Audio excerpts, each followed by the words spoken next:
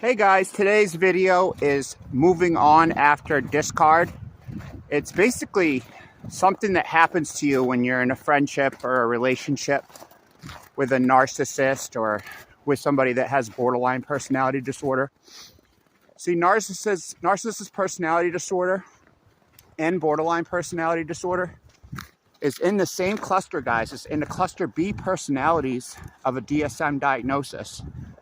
So borderline personality disorder and narcissist personality disorder are both mental illnesses which cause the person to have a major lack of empathy. Things like entitlement, very cutting words. People with these disorders, they have a very major lack of empathy, so they're gonna mouth off to you, be rude, do things like this. But the main point of today's video, guys, is moving on after discard. And basically that's just when they ghost out of your life. The reason why I talk about borderline and narcissism so much is because I'm actually the victim of a lot of narcissistic abuse, a lot of unintentional borderline abuse, because in my personal opinion, I don't think borderlines really are doing it on purpose. It may seem like that. Same thing with narcissism. It may seem like that, guys. But always keep in mind that both of those are mental illnesses. So if you can kind of approach the situation with a little bit of compassion, that's how you win. Like, I've been guilty of getting angry at a lot of my ex-girlfriends. But that's not really fair, right? Because they suffer tremendously. People with borderline personality disorder suffer tremendously. Even people that are narcissistic suffer tremendously. Like, for example, I had an old friend that was pretty narcissistic, guys. And she told me, she said, "Steve, I can get any guy I want, but I just can't keep them." And the reason why she can't keep them is that lack of empathy. Like, for example, she knew I really liked her a lot. You know, I wanted to be kind of like a boyfriend, you know, because she was a pretty girl, sweet girl, you know, but she was very narcissistic. Girls that are narcissistic, you'll be able to kind of tell because they're the dress pretty girls, you know, the look hot girls. They care a lot about their image. So those are the girls with 50 pairs of shoes in the closet, the nice car, you know, the nice looking boyfriend, because they're, you know, narcissists care a lot about image. Borderlines aren't really so much like that because they don't really have that disorder unless they have a co-occurring disorder of narcissism, which borderline individuals can also have many co-occurring disorders. Like with borderline, you can see major anxiety, PTSD, narcissism, autism. You can have narcissistic personality disorder and autism. So a lot of these mental illnesses co-occur with other mental illnesses.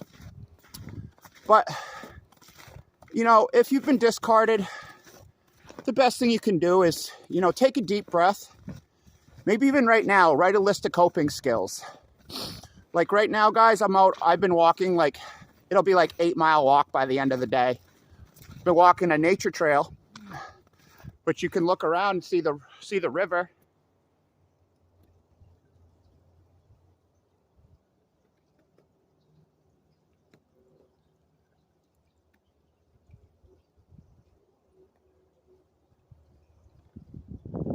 So it's really a beautiful day. So this is what is an example, guys, of a coping skill. Like for me, I quit drinking alcohol. I quit hard drugs. Because when I first was discarded, I was very suicidal. You know, there was one time where an ex-girlfriend had left me on Christmas Eve, and the next day I almost killed myself. That's why coping skills are so important, guys. Coping skills are so important. Maybe pause this video right now and write like 10 coping skills that you can do when you're feeling suicidal. Like for me, I'm not suicidal today, but I'm using my coping skills because, you know, all these feelings can contribute to a lot of anxiety, guys. You know, when you're processing the pain of missing your ex-girlfriend, missing your boyfriend, you know, you really feel sad. And oftentimes you can feel suicidal. And that's why it's so important, you know, for you to, during this time, if you've just been discarded, reach out to friends, reach out to family. You know, if you don't have friends, maybe go to a coffee shop every single day and just say hi to one person. Maybe you're an old person, you could make a difference in the community. You could, you know, go to the local McDonald's and say, hey, is there anyone getting out tonight at midnight that needs a ride home? Like for me, I used to work at a restaurant and I would have to walk home in a blizzard like 2 miles. And there was this old woman named Nancy. She was literally, guys, like 80 years old.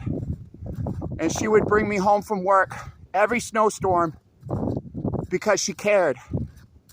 You know, if you're an old person, you're 70, 80, 90 years old, you can make a difference. You can make a difference in the community just like Nancy did for me.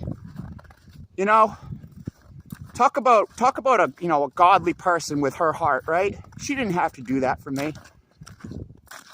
But the thing of it is, guys, if you're not out exercising like I am today, that anxiety and that stress builds up. And that's when you can get into substance abuse. Because sometimes you feel like you have to medicate that anxiety.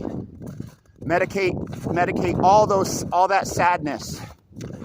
But the problem is, guys, drugs and alcohol can make things way worse. Like when I was going through my depression, there was a time I was visiting with a friend and I drank methamphetamine 2 days in a row. Literally took it into soda, Pepsi, and drank it 2 days in a row. I consider that a suicide attempt, honestly, because it could have killed me. It's one of the worst things you can do is drink meth. Since then, I've been sober, you know, because I want to do the right thing. I don't need to catch an OUI, which I've had an OUI. It's not fun. You don't want to go to jail. I've been to jail twice. It's awful. So that's why during this time of discard, you want to be taking out that list of coping skills. Write down 10 coping skills that you can do when you're feeling upset. When you're feeling suicidal, you can call 988, the suicide helpline, and that will help you tremendously. You know, because there's people out there that do care about you. You know, you might have no friends.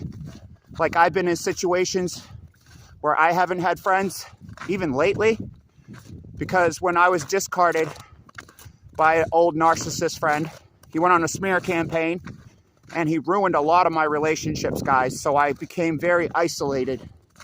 That's why it's important, you know, even if you are completely alone and you're having a bad day, maybe you're suicidal. That's why it's going to be